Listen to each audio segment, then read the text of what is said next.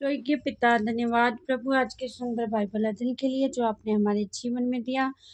होने दे खुदावन आज का अध्ययन हर एक के जीवन में बड़ी बरकत लेके आए। सुनने और पढ़ने वाले को आशीष कर पिता, यीशु नाम से मांगते हैं, आमेन। हम पढ़ेंगे उत्पत्ति की किताब 44 अध्याय, चांदी का कटोरा। तब उसने अपने घर के अधिकारी को आज्ञा दी, इन मनुष्यों के बोरों में जितनी भोजन वस्तु समा सके उतनी भर दे, और एक एक जन के रुपये को उसके बोरे के मुंह पर रख दे, और मेरा चांदी का कटोरा छोटे के बोरे के मुंह पर उसके अन्न के रुपये के साथ रख दे। यूसुफ की इस आज्ञा के अनुसार उसने किया।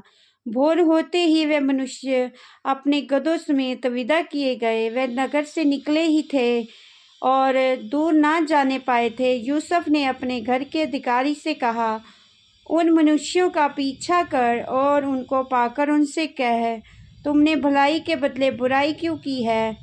क्या ये वह वस्तु नहीं जिसमें मेरा स्वामी पीता है और जिससे वह शकुन भी विचार करता है? तुमने ये जो किया है वह बुरा किया। तब उसने उन्हें जा पकड़ा और ऐसी ही बातें उनसे कहीं। उन्होंने उससे कहा, हे हमारे प्रभु, तू ऐसी बातें क्यों करता है? ऐसा काम करना तेरे दासों से दूर रहे। देख, जो रुपया हमारे बोरों के मुंह पर निकला था, जब हमने उसको कनान देश में से ले जाकर आकर तुझे लौटा दिया था, तब भला तेरे स्वामी के घर में से हम कोई चांदी या सोने की वस्तु कैसे चुरा सकते हैं? तेरे दासों में से जिस किसी के पास वे निकले, वे मार डाला जाए, हम भी अपने उस प्रभु के दास हो जाएं। उसने कहा, तुम्हारा ही कहना सही, जिसके पास वे निकले वे मेरा दास होगा। तुम लोग निरपराध ठहरोगे। इस पर वे जल्दी से अपने अपने बोरे को उतार भूमि पर रखकर उन्हें खोलने लगे। तब वे ढूंढने लगा, बड़े के कटोरे से लेकर छोटे के बोरे तक खोज की, और कटोरा बिन्यामीन के बोरे में मिला। तब उन्होंने अपने अपने वस्त्र फाड़े और अपना अपना गदा लादकर नगर को लौट गए। जब यहूदा और उसके भाई यूसुफ के घर पर पहुंचे, यूसुफ वहीं था। तब वे उसके सामने भूमि पर गिरे। यूसुफ ने उनसे कहा, तुम लोगों ने ये कैसा काम किया है? क्या तुम ना जानते थे कि मुझ सा मनुष्य शकुन विचार सकता है?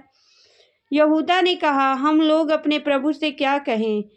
हम क्या कहकर अपने को निर्दोष ठहराएं? परमेश्वर ने तेरे दासों के अधर्म को पकड़ लिया है।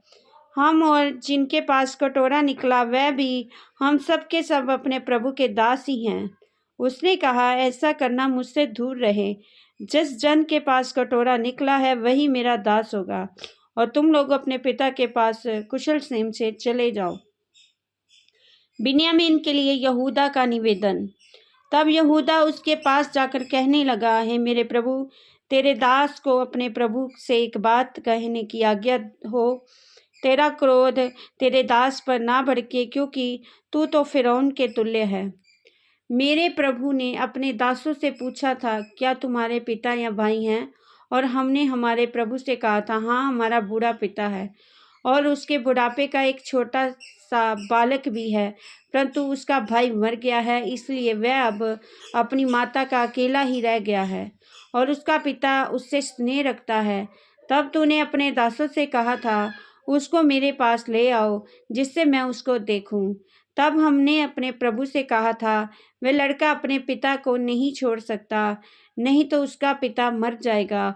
और तूने अपने दासों से कहा, यदि तुम्हारा छोटा भाई तुम्हारे संग ना आए तो तुम मेरे सम्मुख फिर आने ना पाओगे। इसलिए जब हम अपने पिता तेरे दास के पास गए, तब हमने उससे अपने प्रभु की सी बातें कहीं। तब हमारे पिता ने कहा, फिर जाकर हमारे लिए थोड़ी सी भोजन वस्तु ले आओ। हमने कहा, हम नहीं जा सकते। हाँ, यदि हमारा छोटा भाई हमारे संग रहे तब हम जाएंगे। इसलिए यदि हमारा छोटा भाई इसलिए उस पुरुष के सम्मुख तो हम उस पुरुष के सन्मुख ना जाने पाएंगे।